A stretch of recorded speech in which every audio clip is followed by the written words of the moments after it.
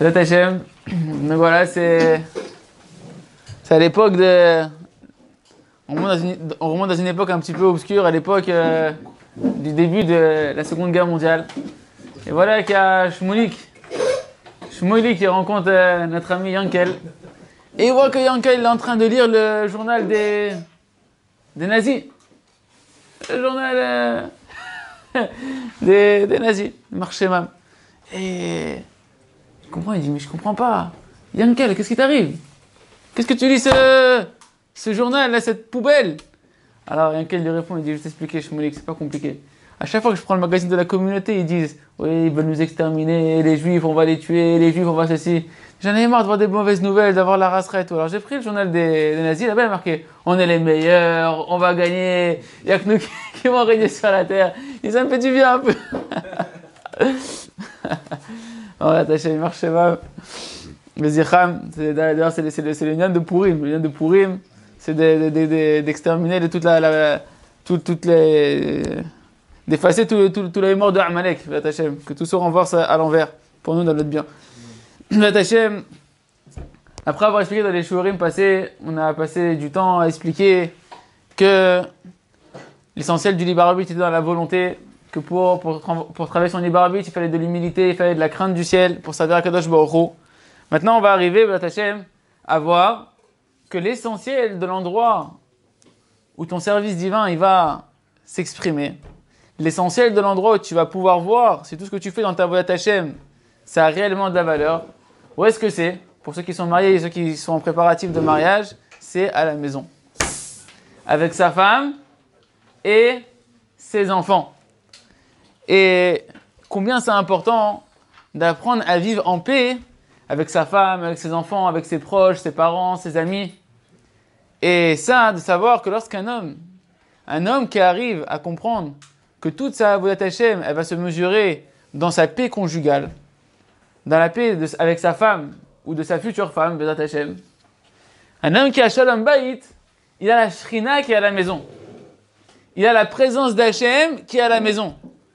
Et Béhémet, lorsqu'il y a Shalom Bayit dans une maison juive, lorsqu'il y a l'entente conjugale, alors le Gan Eden, le jardin d'Éden, le paradis, c'est un petit jardin à côté de la maison où il y a Shalom Bayit. Parce que la maison où il y a Shalom Bayit, il y a Hachem dans la maison Mamash.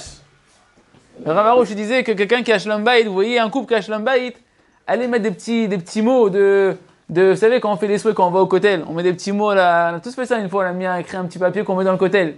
Il a dit au lieu d'aller jusqu'au kotel, va chez eux et met le petit mot dans leur maison. Parce que là-bas il y a marqué, un homme et une femme qui sont méritantes, la présence divine, elle est parmi eux. Et donc, chacun il doit savoir combien c'est un objectif et qu'on doit se renforcer et de tout faire pour obtenir, si on est marié, d'avoir Shalom Bayit, et si on n'est pas encore marié, de prier dès maintenant pour pouvoir être méritant de tenir bon et de mériter d'avoir un Shalom Bayit parfait. Et au début de la Torah, lorsque Kadosh Baruch Hu, il crée l'homme et la femme, comment c'est marqué? On va apprendre tous les fondements à partir du texte, du début de la Torah, de la création de l'homme et de la femme. Parce que de comprendre qu'en réalité, l'histoire de Adam et Chava, c'est l'histoire de tous les couples, de toute l'humanité jusqu'à la fin des temps. Ce qui a marqué là-bas pour le premier homme et la première femme, on va apprendre en réalité, pour nos couples à nous et tous les couples qui ont existé et qui existeront jusqu'à la fin des temps, savoir comment Kadosh Baruch Hu, il nous a créés intrinsèquement et comment on fonctionne réellement l'un avec l'autre. C'est marqué comme ça, Vaïvra Elohim et Adam betsalmo betselem Elohim bara oto. Dieu a créé l'homme à son image, et à l'image de Dieu, il le créa. Il le créa. Au début, c'est marqué comme ça. Et juste après, comment c'est marqué? Masculin et féminin, il les créa.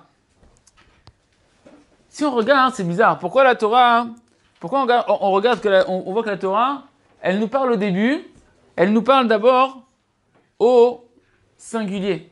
Elle nous parle pas au pluriel. Il créa l'homme. Il créa l'homme à l'image de Dieu. Il n'a pas marqué au début qu'il les créa masculin et féminin au pluriel. Pourquoi?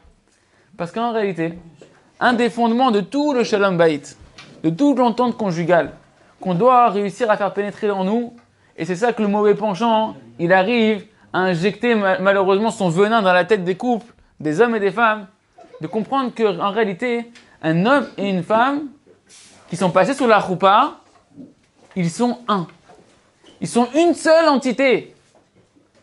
On est un seul être. Un homme avec sa femme, une femme avec son homme, une fois qu'elle est passée sur la choupa, ils sont réellement un dans leur entité. C'est pour ça que la Torah, elle commence au début au singulier.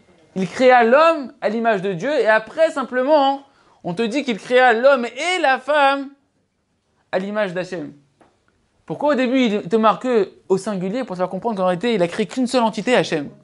Un homme avec un grand H qui a une partie qui est masculin et une partie de cet homme avec un grand H qui est féminin. Et que l'homme, il va pouvoir arriver à se parfaire réellement que lorsqu'il retrouvera sa moitié, et à ce moment-là, il pourra redevenir l'homme qu'Akadosh Baruch Hu, il a voulu créer. C'est pour ça que la Chachamim ils disent qu'un homme qui n'est pas marié, c'est un homme qui n'a pas de simcha, c'est un homme qui ne peut pas avoir de joie véritable, parce qu'il n'est pas entier. Un homme qui n'est pas marié, les Chachamim ils disent à la Gemara, c'est un homme qui ne peut pas avoir de véritable bracha, il ne peut pas avoir de véritable bonheur, parce que tu es la moitié d'un être. Et un homme qui n'a pas Shlom Bayit, c'est pareil. Un homme qui n'a pas d'entente conjugale, même s'il est marié, eh ben, comme il n'a pas de vrai lien avec sa femme, il est aussi la moitié d'un être. Et donc il ne peut pas avoir toute la bracha, toute la joie, toute la simcha qui est d'être une entité entière, une entité parfaite, qui est ce que Kadosh Baruch Hu attend de nous. Ça, c'est pourquoi la Torah, elle commence au début au singulier et après simplement au pluriel. Pour te dire qu'on a été créé un, et que sache qu'il y a deux êtres parce que l'un doit parfaire l'autre pour arriver au projet qu'Akadosh Baruch Hu il attend de chaque couple. Chaque couple, c'est une neshama, c'est une âme. Et c'est un projet en soi. Maintenant, si vous regardez bien, au début, Dieu il a parlé comment on appelle ça, Zachar, au Zachar, c'est au masculin. Et après, il a parlé au féminin. C'est marqué comment? Betzelem Elokim bara oto. À l'image de Dieu, il le créa au masculin. Et après, il nous dit Zachar ou Nekeva, Zachar le masculin, ou Nekeva et le féminin, bara otam, il les créa. D'abord Zachar, d'abord le masculin, après le féminin. Pourquoi il nous met le masculin avant le féminin au début, dès le début? Pourquoi il te met le masculin en premier? En réalité, c'est pour comprendre que dans tout le projet que Kadosh Baruch Hu il attend de nous, qu'on travaille notre caractère, qu'on arrive à avoir la émouna, que tout vient d'Akadosh Baruch Hu, qu'on arrive à être besimcha, à amener de la joie dans la maison, de la joie dans la famille, qu'on arrive à connaître Hachem, qui c'est qui est le premier qui a cette responsabilité-là et qui va être l'énergie émettrice, qui va être le premier à qui ça incombe ce travail-là, c'est l'homme. Toujours, dans le couple, il y en a toujours un qui dit non, c'est toi qui aurais dû faire ça, c'est toi qui dois faire ça. Pourquoi t'as pas fait ci? C'est à toi de faire ça. Si jamais si toi t'es allé à des cours de Torah, si toi tu me traînais pour aller à des cours de Torah, je serais mieux, etc. La Torah me dit, sache, c'est à qui que ça commence, c'est à qui le premier qui a ce rôle-là, qui doit ramener la joie à la maison, qui doit ramener la émouna à la maison, qui doit travailler ses midot. Le premier, c'est le Zachar. Le premier, c'est l'homme. C'est l'homme à qui il incombe toutes ses responsabilités là. Et c'est l'homme qui doit parfaire l'image de Dieu à laquelle il a été créé. Comme c'est marqué, il l'est créé à l'image de Dieu, et c'est l'homme le premier qui l'a créé. C'est quoi quand on parle que Dieu nous a créé à l'image de Dieu? L'image de Dieu, c'est le projet de ce à quoi on doit ressembler. Nous, on doit s'efforcer de ressembler à Hachem dans notre trait de caractère, dans notre patience, dans notre bonté, dans notre kedusha. On doit s'efforcer de ressembler à Kadosh Baruch Hu, d'être miséricordieux. Tous ces attraits d'Hachem, ces attributs d'Hachem, on doit essayer de lui ressembler. C'est le Tselem Elokim. Mais l'essentiel du Tselem Elokim, de l'image de Dieu, c'est quoi? C'est le Da'at, la connaissance que tout vient d'Akadosh Baruch Hu. On doit réussir à arriver à la connaissance que tout vient d'Hachem. Et à qui ça incombe, cette connaissance-là, le premier? C'est à l'homme. Vous allez comprendre que tout le Shalom Bayit, il dépend de la connaissance que tout vient d'Hachem. Pourquoi? Rabbi Nachman dit dans l'écouter Moharan, dans le deuxième partie, dans l'enseignement 69, il dit comme ça. Tous les shidduchim, vous savez ce que c'est les shidduchim? Les shidduchim, c'est les rencontres entre un homme et une femme. Il nous dit, tous les shidduchim, c'est deux opposés totales. Tous les shidduchim, toutes les rencontres entre un homme et une femme, c'est le vouloir réunir deux opposés total. Vous savez, le livre qui est sorti, les hommes viennent de Mars et les femmes viennent de Vénus ou l'inverse, je sais pas. C'est pas une nouveauté, c'est quelque chose qui est de chez nous. Ça a toujours été. Parce que l'homme et la femme, c'est deux opposés complètement diamétralement opposés. Et nous, aujourd'hui, on cherche quoi quand on cherche une femme? On cherche la femme qui nous ressemble. C'est pas du tout ça. Tu as déjà vu deux pièces d'un puzzle que tu veux assembler pour qu'elles fassent qu'un seul morceau. Si tu prends les deux pièces qui ont la même forme, tu as beau essayer de les emboîter, ça ne rentrera jamais. Ça ne fera jamais un, ça fera toujours deux.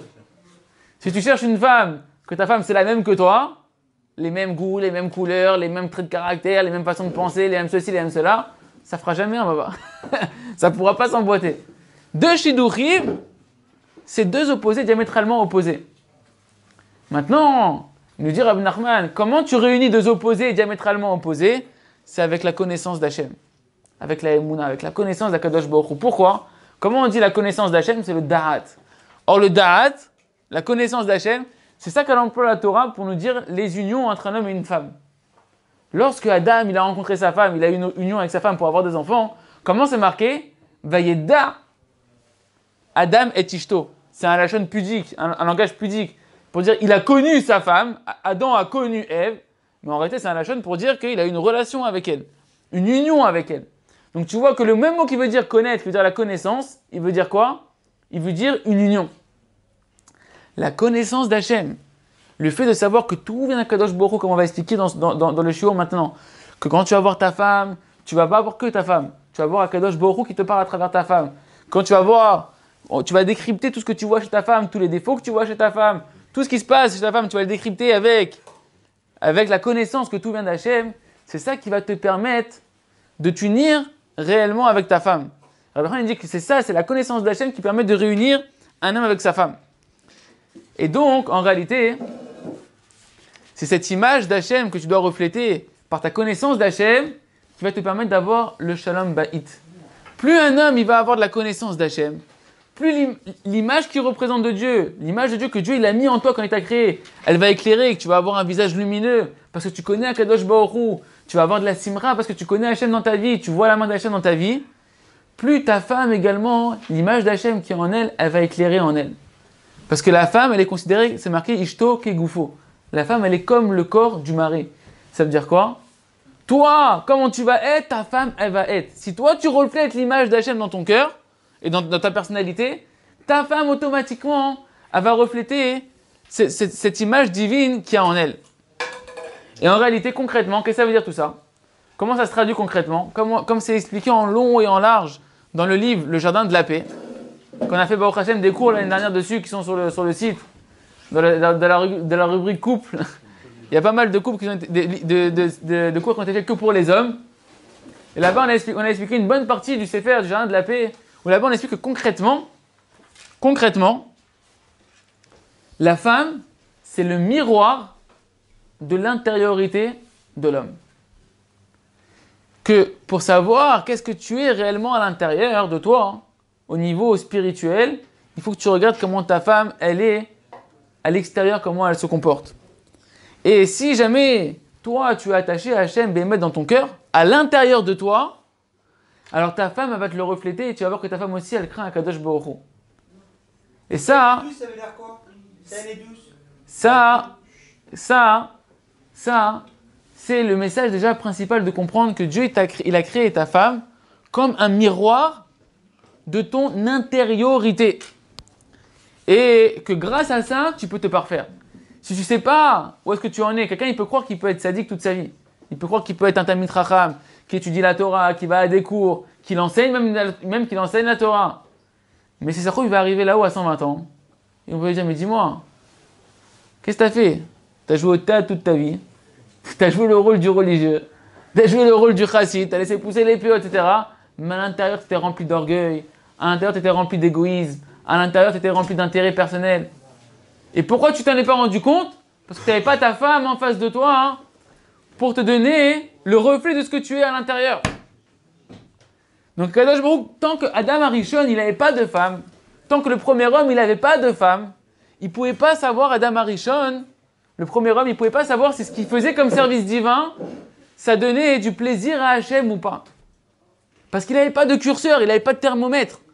Il n'avait pas de curseur de dire quel niveau tu as au niveau du service divin. Parce qu'un homme, il peut servir Hachem toute sa vie et il ne sait pas qu'il est à côté de la plaque de ce qu'Hachem il attend de lui parce que quoi? Parce que lui, un homme, il est proche de lui-même. Il dit, c'est bien, moi je vais à la Sina, moi je mets les tefilines, moi j'étudie la Torah, etc. Il ne voit pas ce qui manque en lui. Il ne voit pas les défauts qui manquent en lui. Alors Hachem, par chesed, par bonté Hachem, qu'est-ce qu'il a fait? Il t'a donné une femme qui, malgré elle, elle va refléter le niveau de ce que tu es à l'intérieur de toi. Et elle va te permettre, ta femme, de savoir réellement ton niveau spirituel, où tu en es. D'accord? Donc, première chose, tu veux savoir où tu en es, tu regardes comment ta femme elle est.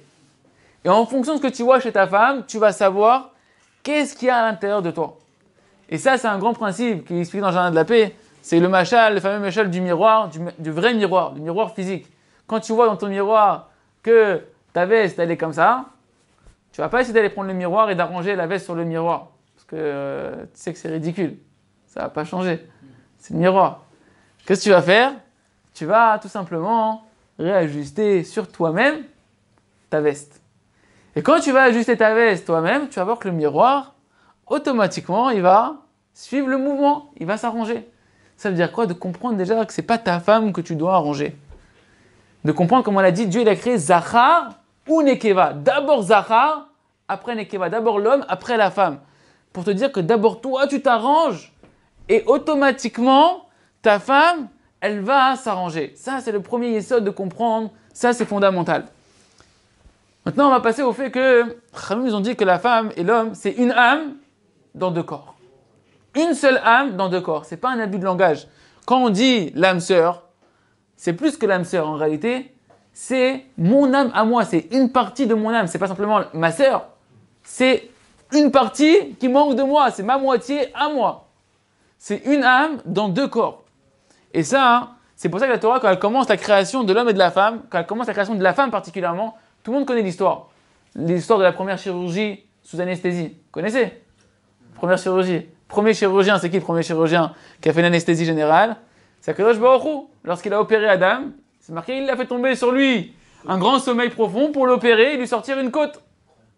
Il a fait la chirurgie, il lui a retiré une côte. Et de la côte, qu'est-ce qu'il a créé?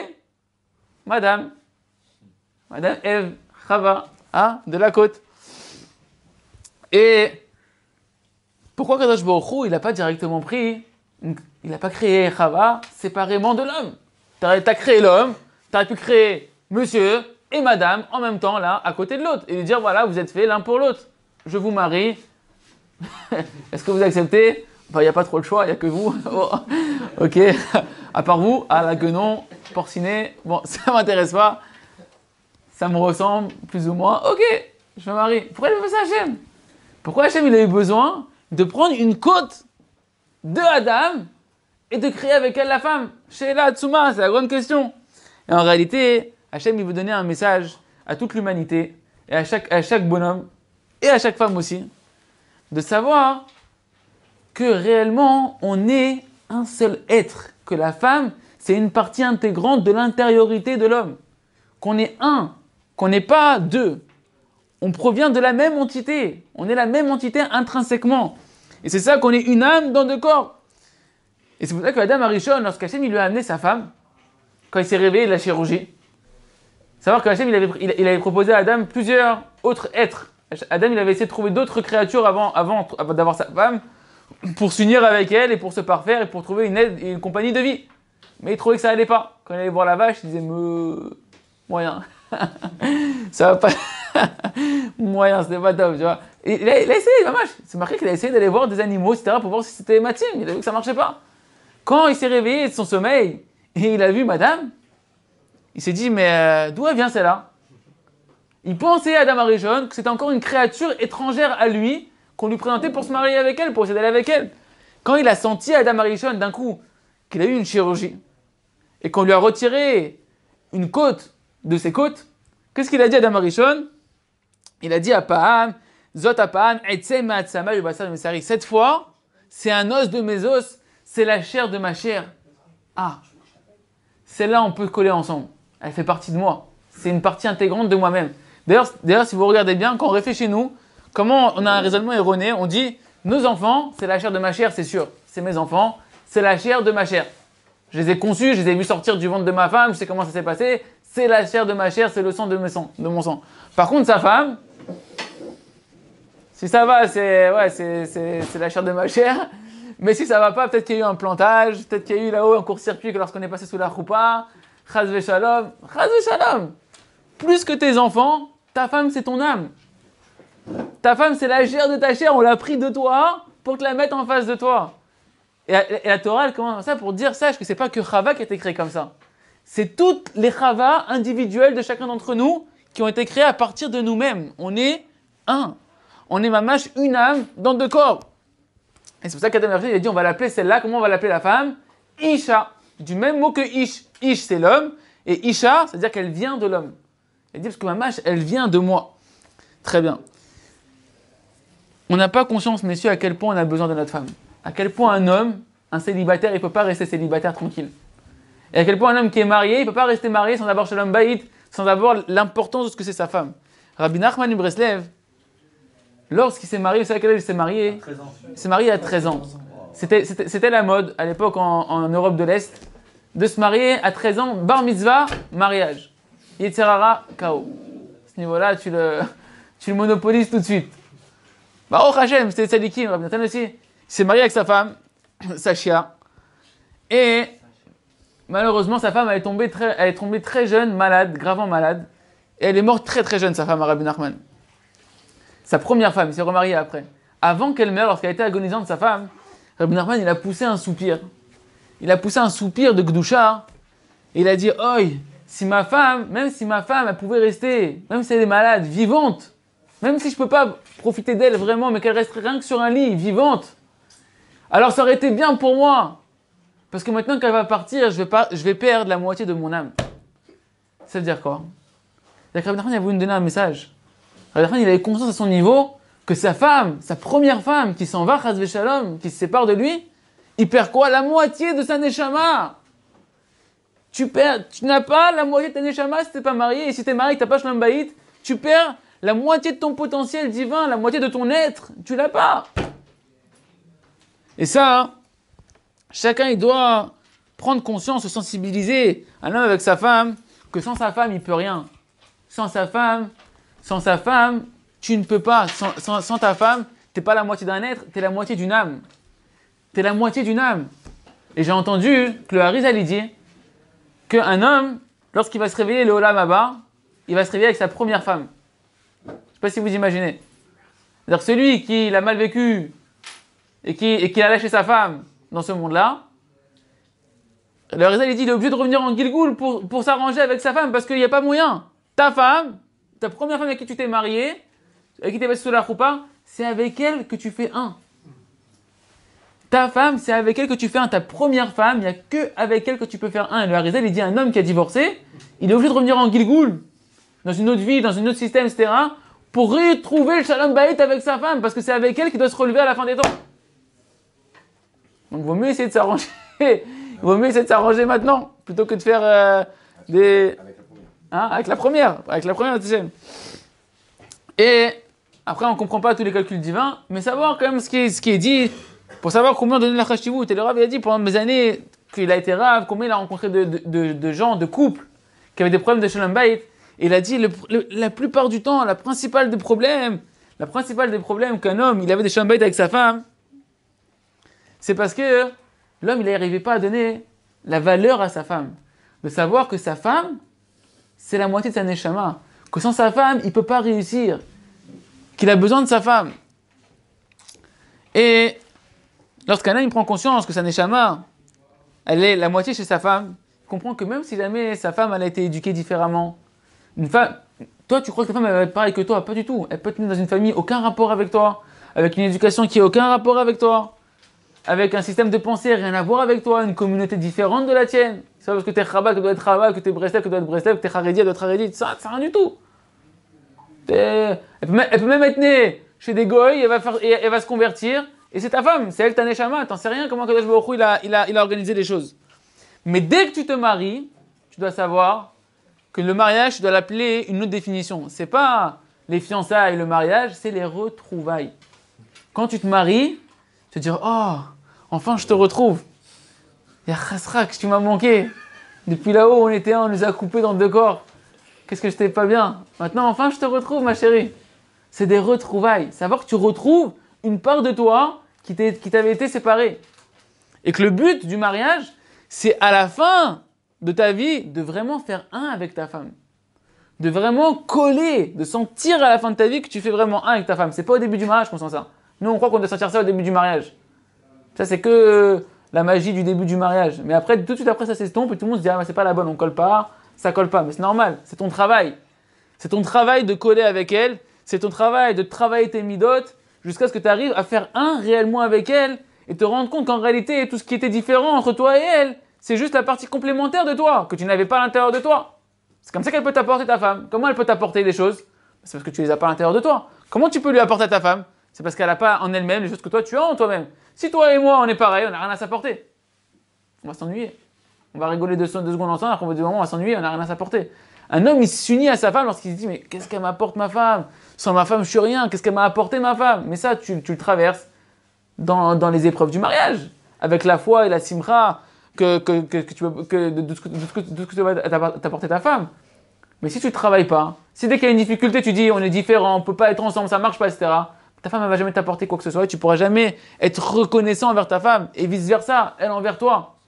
Mais lorsque ta femme est différente de toi et que ta femme elle va t'apporter des choses que tu n'avais pas à l'intérieur de toi, qu'elle va te faire travailler en toi et que toi tu vas apporter à ta femme, il y a une reconnaissance, une unité qui se forme entre les deux et mamache, les 2 pieds, ça commence à faire un et à la fin, tu vois les gens qui ont tenu coup dans le mariage. Moi j'ai l'image de mes grands-parents. Quand je vois mes grands-parents, je me dis mais c'est magnifique, on dirait Walt Disney, ils ont 80 ans, on dirait Walt Disney, ils peuvent pas vivre l'un sans l'autre, ils peuvent pas bouger l'un sans l'autre. Mais quand j'ai entendu les histoires qu'ils ont traversées, quand j'étais il y a pas très longtemps, j'ai entendu des histoires, je dis non, ils ont traversé des trucs comme ça, c'est pas possible. Mais à l'époque, il n'y avait pas de possibilité de divorcer, il n'y avait pas de Walt Disney qui tournait, qui te faisait vendre du rêve. Les gens, ils se battaient dans le mariage et au final, ils arrivent à un rêve qui devient une réalité. À 80 ans, ils se sont battus, ils font un. Nous, dès qu'on voit au début du mariage qu'on a l'impression qu'on fait pas un, qu'est-ce qu'on fait? Oh, bah, c'est pas la bonne, il y a une erreur là-haut. Faut que. Numéro 2. Il n'y a pas de numéro 2. T'es en train de mettre une roue de secours, mais c'est une roue de secours. C'est pas. C'est pas l'original. C'est pas toi. C'est une roue de secours. Ça va être sympa, mais c'est une roue de secours. Simcha, on continue. Et lorsqu'un homme il comprend ça, que sa femme c'est lui-même à l'intérieur de lui-même, alors toute sa volonté c'est de faire plaisir à sa femme. Parce qu'il sait que c'est à lui-même, il veut se faire plaisir, plus qu'il se fait plaisir à lui-même, parce qu'il sait que c'est sa femme, c'est une part d'elle-même. Et lorsqu'il éclaire la neshama de sa femme, alors sa femme en retour, elle va éclairer son âme à lui, comme un miroir qui reflète. L'homme c'est le soleil, la femme c'est la lune. Le soleil il émet la lumière, et qu'est-ce qu'elle fait la lune? Elle renvoie la lumière. Si t'es pas un soleil pour ta femme, elle pourra pas refléter de la lumière. Si t'es un soleil éteint, eh ben la lune, il va faire nuit. Quand le soleil n'éclaire pas la lune, qu'est-ce que tu vois? C'est la nuit. Si jamais tu n'as pas le reflet du soleil dans la lune, tu verras rien. Tu n'auras aucun reflet. Si tu éclaires ta femme elle va t'éclairer en retour et tu vas avoir de la lumière de ta femme qui va sortir, qui va t'apporter une abondance décuplée pour toi. Point supplémentaire que la Torah nous définit dès le début de la Torah sur le mariage, c'est que la femme, elle peut être que soit 2 choses pour l'homme. Ezer kenegdo. Dieu il a dit, je vais créer à l'homme une aide en face de lui. Ou une aide, on peut traduire en face, ou une aide contre lui. En face, parce que c'est un miroir pour qu'il voie ce qui ne va pas chez lui pour l'aider à se corriger. Mais réellement, elle peut être une aide ta femme, ou elle peut être contre toi. De quoi ça dépend? C'est marqué, s'il est méritant, ça va être une aide. Si tu n'es pas méritant, elle va être contre toi. Ça veut dire quoi? Si tu es méritant, si jamais toi dans ta vie, tu te travailles réellement à servir Hachem, à marcher avec humilité, à travailler ta émouna, à travailler tes midot, à aller dans le chemin d'Akadosh Baruch Hu Bémet, tous les jours tu as un moment où tu fais tes chouvas, tu t'introspectes, tu veux t'arranger, alors ta femme elle va être une aide pour toi. Ta femme elle va t'aider, elle va te pousser à aller à des shiurim, elle va te pousser à te renforcer dans la Torah, elle va te pousser à continuer à aller prier, à voyager chez les tzadikim, sur les kivrei tzadikim, elle va t'aider. Mais si maintenant toi, t'es rempli d'orgueil à l'intérieur de toi ou extérieurement, chas v'shalom, ça se voit comme le nez au milieu du visage que t'es orgueilleux, Et quand tu rentres, tu dis, il est où mon repas? Quoi, t'as pas encore servi le repas? Ils sont mes chaussons? Quoi, les enfants, ils sont pas encore couchés? T'as un orgueil infini. Ou bien que c'est de l'orgueil à l'intérieur de toi-même, un orgueil plus raffiné. Alors ta femme, Chad Veshem, elle devient un Kenegdo. Enfin, Chad Veshem, c'est quand même, c'est Baruch Hashem, qu'elle est au moins elle te réveille. Elle est contre toi. Ça veut dire quoi? Tout ce que tu dis blanc, elle dit noir. Tu veux faire ça, elle dit non, on fait comme ça. Tu la vois, elle te laisse rien faire. Elle te laisse pas d'oxygène. Avec les enfants, elle a plus de patience. Elle est coléreuse, elle est pas bien. Torah te dit, sache, pourquoi ta femme elle est contre toi? Pourquoi ta femme elle n'est pas une aide dans la maison comme elle devrait être? Tu vois qu'elle a pas de patience avec les enfants, etc. C'est parce que toi, tu te comportes pas vis-à-vis d'Hachem et vis-à-vis d'elle comme tu devrais te comporter. Parce que si tu es méritant, elle va être une aide. Si tu n'es pas méritant, elle va être contre toi. Mais ça dépend de toi. Ça dépend pas d'elle. Dès le début de la Torah, c'est marqué. Tu es méritant, c'est une aide. Tu n'es pas méritant, elle est contre toi. Donc dès que tu vois que ta femme qui s'oppose à toi, que ta femme, elle commence, tu dis, voilà, j'ai envie d'aller à Ouman, à Rosh Hashanah, elle dit, même pas en rêve. Tiens, je comprends pas, moi je veux servir Hachem, elle veut pas. Ah, on t'a dit, il y a un décrypteur. Quand ta femme, elle dit non, c'est que t'es pas méritant. Ça doit être, quand ta femme, elle te dit non, ça doit être un feu rouge d'alerte, carton rouge. Tu dois dire, qu'est-ce qui se passe? Là-haut dans le ciel, on m'a mis un feu rouge. C'est-à-dire quoi? Je dois faire chouva, je dois m'introspecter. Pourquoi ma femme, elle me dit non? Pourquoi dans le ciel, on a fait que ma femme, elle me dit non? Si ma femme, elle me dit non, je dois faire teshuva, je dois faire cheshbon nefesh. Je dois faire cheshbon nefesh. Parce que c'est pas normal qu'on me dise non. Jusqu'à ce que là-haut dans le ciel, on dise que je suis méritant et que ma femme en bas, elle me dit feu vert, tu peux y aller mon mari. Tu peux aller au cours, tu peux aller prier ta tchila betsibour, tu peux aller sur le kever du tzaddik, même emmène les enfants avec toi. Ah, je te demandais que moi. Ouais, mais je sais pas, je sens qu'il faut que tu y ailles. Ça, c'est parce que tu es méritant. Donc de savoir qu'Hachem, il t'a fait un chesed, il t'a fait un chesed extraordinaire, que ta femme, elle te permet de savoir où t'en es et elle te permet de savoir comment te comporter.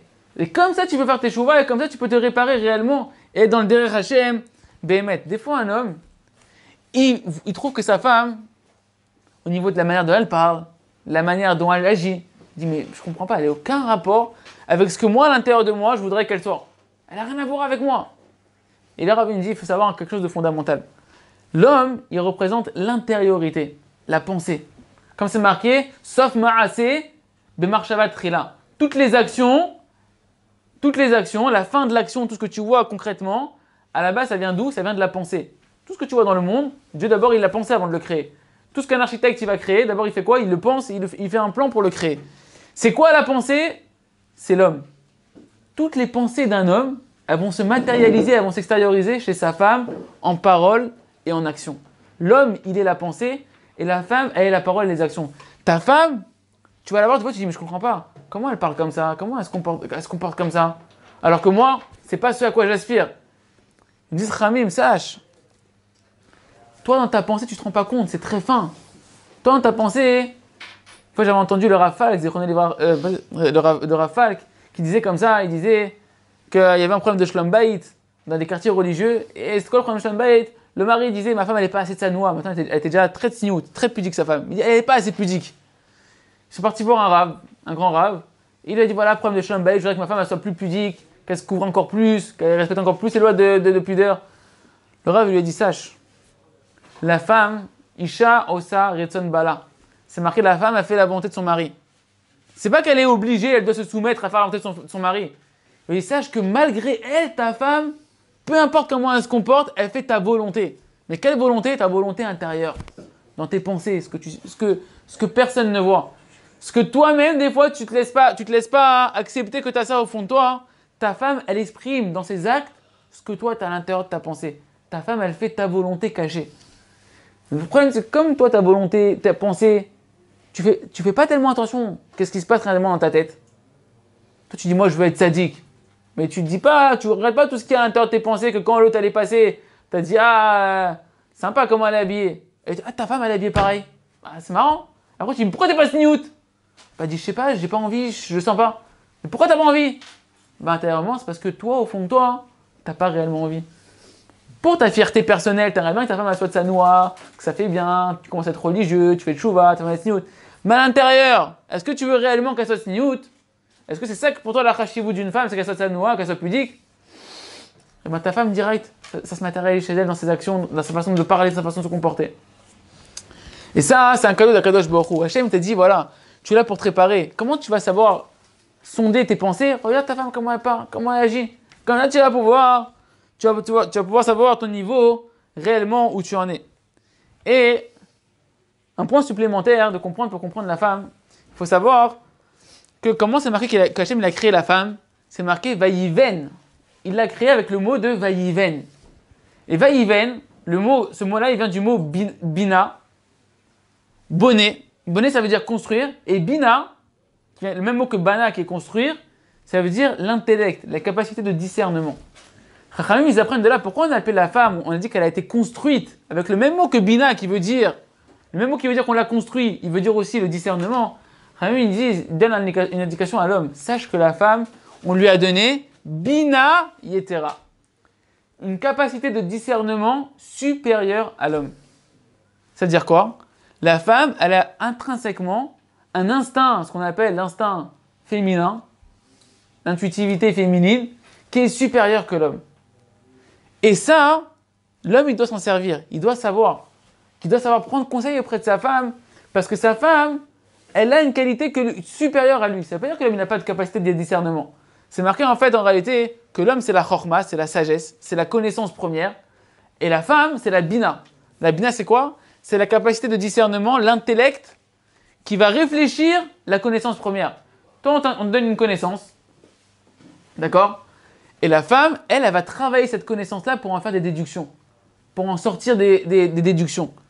C'est ça la bina, c'est de donner des déductions à partir d'une connaissance initiale. L'homme, il est la chorma, la femme, elle est la bina. Ça ne veut pas dire que la femme, elle n'a pas de chorma, et ça ne veut pas dire que l'homme, il n'a pas de bina.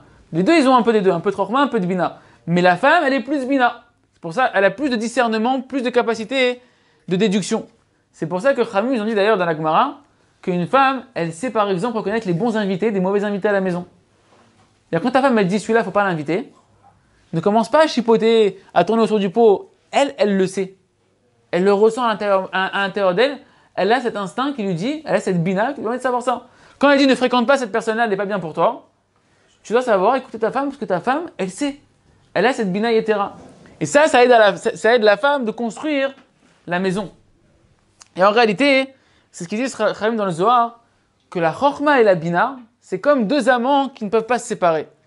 C'est deux entités qui s'aiment, qui ne peuvent pas se séparer. Et à quoi elle compare la Kabbale, la chorma et la bina? Elle compare au cerveau. Vous savez, dans le cerveau, il y a deux parties. Vous regardez un cerveau, il y a la partie droite du cerveau et la partie gauche du cerveau. La chorma, c'est la partie droite. La bina, c'est la partie gauche. Maintenant, on va renforcer le fait que, mamash, on est une âme dans deux corps. Est-ce que tu as déjà vu un cerveau qui fonctionne qu'avec la partie droite? Tu as vu un cerveau qui fonctionne qu'avec la partie gauche? C'est pas possible. Pour que le cerveau il fonctionne, il faut qu'il y ait les deux parties qui fonctionnent en même temps. Et la chorma et la bina. Et l'homme et la femme. Les deux, ils ont leur rôle dans la construction de la maison. Les deux, ils font un. Il y a un cerveau qui réfléchit pour la maison. Il n'y a pas l'homme qui comprend tout et la femme qui comprend un, qui est paha. C'est miskina, la femme. Elle a un esprit léger, tu comprends, on ne peut pas trop lui parler des affaires, on ne peut pas trop lui parler des décisions importantes. Elle fait le ménage, elle s'occupe des enfants, elle fait le balai. C'est ça la femme. Chémichement. Même il doit savoir, ça Khamim, ils ont dit, dans Baba Metzia, Khamim, ils disent comme ça, dans la page 59, c'est marqué, si ta femme elle est petite, baisse-toi au niveau de ta femme et écoute ses paroles. Pourquoi? Parce qu'elle a un discernement plus grand que toi. Toi, tu as un intellect comme ça, tu connais plein de choses, mais tu ne sais pas où aller. Ta femme a dit, tu dis on fait ça ou on fait ça? On va à la maison ou on va pas à la maison? On fait la alia, on fait pas la alia? On va dans cette école, pas dans cette école? Ta femme a dit on fait comme ça. Je dis mais comment? Je sais pas. On fait comme ça. Comment c'est? Bina yetera. Et elle se plante pas. Si tu donnes confiance à ta femme, si tu lui casses pas sa confiance en elle-même, le problème c'est que quoi? Des fois, on aime tellement il a cassé sa femme de lui dire, toi t'es nul, tu sers à rien, tu arrête de parler, puis tu parles, quand tu parles, tu dis des bêtises, tu dis des bêtises, t'es bien que pour parler avec tes copines. La femme, elle ose plus s'exprimer. Mais si tu respectes ta femme, si tu lui donnes sa place, si jamais tu lui demandes conseil dans l'éducation des enfants, dans tes choix même professionnels. Des fois, tu as besoin d'un conseil. Est-ce que je m'associe avec lui? Est-ce que je joue cette affaire-là? Est-ce que tu penses qu'on prend cette maison-là? Tu demandes conseil à ta femme et que tu l'écoutes, ta femme, elle va sortir des décisions qui sont plus justes que la tienne. Parce qu'elle a cette capacité de discernement. Toi, tu lui amènes l'information et elle va trancher l'information. Et savoir pour la femme que son rôle principal, il tourne autour de quoi? Le rôle de la femme principale et sa valeur à la femme, il tourne autour de la sniout, autour de la pudeur. C'est pour ça que la femme, si vous regardez bien, le même événement où elle a été créée, d'où elle a été créée la femme? Elle a été créée de la côte de l'homme. C'est quoi la côte de l'homme? C'est une partie intérieure de l'homme. Une partie qui est cachée. La côte, tu la vois pas. La côte, elle est à l'intérieur de l'homme. Pour te faire comprendre que la femme, son essence, dès sa création, l'essence de la femme, il est dans la pudeur, dans ce qui est caché. Une femme, sa valeur, c'est dans le fait qu'elle sait être pudique. Pudique dans ses habits, et pudique dans ses paroles, pudique dans la manière de se comporter, et même pudique aussi dans ses envies. Une femme, des fois, beaucoup de fois, les femmes, des sujets de Shalom Bayit qui sont difficiles, des fois, c'est que la femme, elle est trop dépensière, elle veut trop de choses superflues. Des choses que la maison, elle pourrait s'en passer. Des fois, tu dis, la femme, elle veut. Elle doit avoir aussi, la femme, un côté de pudeur, aussi dans ses envies débordantes de faire les soldes à tout va, de tout éclater. Il faut qu'elle ait aussi une pudeur à ce niveau-là. Mais c'est l'essence de la femme. Quand une femme, elle est pudique à tous les niveaux, au niveau de ses vestimentaires, au niveau de ses paroles, comment elle parle, au niveau aussi de ses envies qui sont pas trop débordantes, alors elle amène la bracha dans sa maison, elle amène la bracha sur son mari et elle attache son mari, elle attache son mari à elle. Et c'est vrai qu'une femme, bien qu'elle a dit qu'elle est le reflet de l'homme, et bien que le travail principal il incombe au mari, qu'une femme elle doit dire des compliments à son mari, qu'une femme elle doit apprécier chaque effort que le mari fait, même si c'est un petit effort kiki, elle doit dire je vois que tu as fait un effort, c'est bien, que ce soit pour la parnassar, que ce soit dans la hiérarchie, qu'elle encourage son mari. Et pour terminer, savoir que tout ça, le Shalom Bayit, et on continuera à dans le prochain cours, que le Shalom Bayit, c'est quelque chose que tu ne peux pas l'avoir si tu ne pries pas pour ça. Shalom Bayit, la paix conjugale, c'est un miracle surnaturel. On a dit un homme et une femme, c'est deux opposés diamétralement opposés. De les réunir pour qu'il y ait une entente, une harmonie véritable, une union véritable entre un homme et une femme, de manière éternelle, une vraie union, il faut un miracle divin. Mais pour qu'il y ait ce miracle, qu'il y ait cette union, qu'est-ce qu'il faut? Il faut la tfila, la prière. Rabbi Nachman, il a dit, la nature des choses, des fois, elle oblige que les choses elles se passent ainsi, mais la prière, elle transcende la nature. La prière, elle transforme la nature, et la prière, elle est en elle-même la source du miracle. Dans la Gemara, tous les Tanaïm, ils ont fait leur miracle comment? Avec la prière. Un homme, il doit prier pour avoir Shalom Bayit. Deuxième raison pourquoi tu dois prier pour avoir Shalom Bayit, non seulement parce que c'est surnaturel, mais en plus parce que le Yetzer Hara, le mauvais penchant, du matin au soir, il se tue à détruire le Shalom Bayit. Tout celui qui est marié, il le sait dans sa vie, qu'il n'y a pas un jour où tu peux passer une journée sans avoir un petit embrouille avec ta femme et que tu sais, quand un jour où il passe, où il n'y a pas d'embrouille avec ta femme, même la petite embrouille, on parle d'une journée, il n'y a rien eu, tout est rose, il n'y a pas eu une petite réflexion, il n'y a rien. C'est un miracle. Pourquoi? Parce que le Yetzer Hara, sans cesse, il se bat pour détruire Shalom Bayit. Il sait qu'un homme qui n'a pas le Shalom Bayit, on peut faire ce qu'on veut de lui. Un homme qui n'a pas le Shalom Bayit, il n'a pas la tête tranquille, le Yetzer Hara, il peut faire ce qu'il veut de cet homme-là. Et on voit bien que les gens aujourd'hui, le Yetzer Hara, il s'attelle à ça, que les gens soit ils se marient plus, ils ont peur de se marier, ils se marient plus, ou ils divorcent, ils se marient, ils divorcent directement, qu'est-ce que c'est? Ou sinon ils sont mariés, mais ils vivent comme s'ils ne sont pas mariés. Chacun dans son côté, chacun on a fait un accord commun, qu'on a un intérêt commun à rester marié pour les enfants, pour le business, machin, mais chacun sa chambre.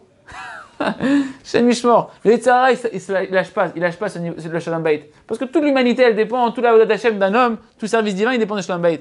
Or, c'est marqué que si Hashem, il n'aide pas un homme face à son mauvais penchant, il ne peut pas réussir. Donc tu dois prier pour avoir l'aide d'Hachem face à ton mauvais penchant et essentiellement pour avoir Shalom Bayit et réussir à triompher du mauvais penchant qui te voit ta femme toujours comme ton ennemi et pas comme la part de toi-même. Et dernièrement, pourquoi il faut prier? Rabbi Nachman, il a dit, même pour un petit bouton d'une chemise qui te manque, tu dois prier à Kadosh Baruch Hu, parce qu'il n'y a rien que tu peux faire dans la vie sans Kadosh Baruch Hu. Il te manque un bouton de chemise, tu crois que tu peux l'avoir le bouton sans Hachem? C'est Yefchar. Même quand tu dis Ribono Shel Olam, aide-moi à trouver un bouton, d'aller chez le couturier, que ça puisse bien se passer, que je puisse avoir remettre le bouton sur ma chemise.